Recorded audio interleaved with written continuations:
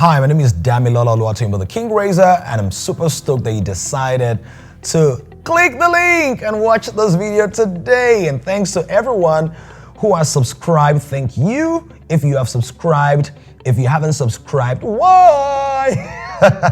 Subscribe so you can be notified as soon as new videos are up. Today, I want to talk to you about something so important that I don't think we talk about often enough, particularly for those who are believers and who have been in church for a long time. And that's the issue of influence, the matter of influence. You know, many times we spiritualize everything, we religionize everything, there's a word like that, and we don't pay attention to the subtle details that the Bible pays attention to.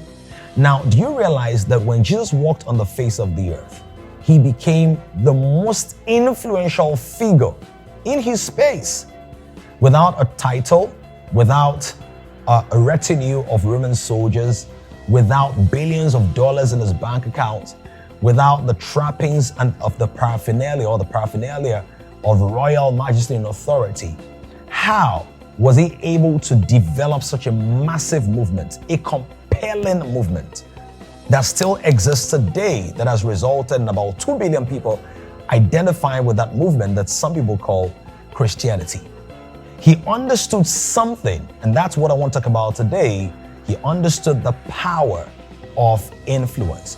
If you're a true follower of Jesus Christ and you're not paying attention to influence, then there's going to be a cap to your productivity, a cap to your impact. You are going to be limited in terms of visibility or even the value you can add to people or export in the different areas of society that you're connected to. So what exactly is influence? My dictionary says that influence is the capacity or power of persons or things to be a compelling force on or produce effects on the actions, behavior, and opinions of other people. So watch that. It is the capacity and power to produce an effect, to have an impact, to create a shift. You know, one of the things that many believers do is that they are insulated against society and isolated from society. But the word says a city set upon a hill cannot be hidden. It says that you are the salt of the earth and you are the light of the world. Those are not religious examples. Those are practical examples. That light is not light if it's not shining. Salt has lost its savor if it does not change or alter the cooking, the soup, the food it's placed in. So for us to exert influence, we must be engaged in society. We must be in the different sectors, in the different spaces, in fashion, in industry, in agriculture, in mining, agri-tech, in technology, in digital space, in banking, in finance, in the military, in politics, in leadership, and in government. Not to insulate ourselves, but to infiltrate. Now, some people feel like, oh, well, we're going to take over and take over and take over. But you see, salt doesn't take over the soup by becoming the most prominent thing, but it infiltrates the soup.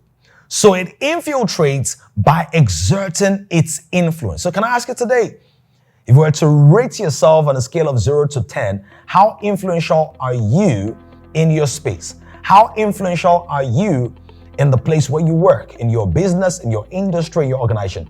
Now you might go like, well, I'm very influential, because what happens is people are influential in church, but then they become irrelevant outside the four walls of the church.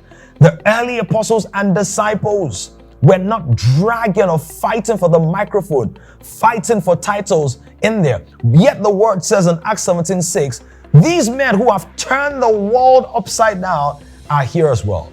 If all you're doing is fighting to be ordained in your denomination, if all you're doing is fighting to become the head of the ushering team, the music director, the head of the choir, or the head of finance, then you're living below the possibilities that God has for you. God wants us to move beyond battling for titles within the four walls of our churches to exerting kingdom influence outside the boundaries of our religious or spiritual gatherings. So I want to chat today, begin to pay more attention to influence. Become a person of influence.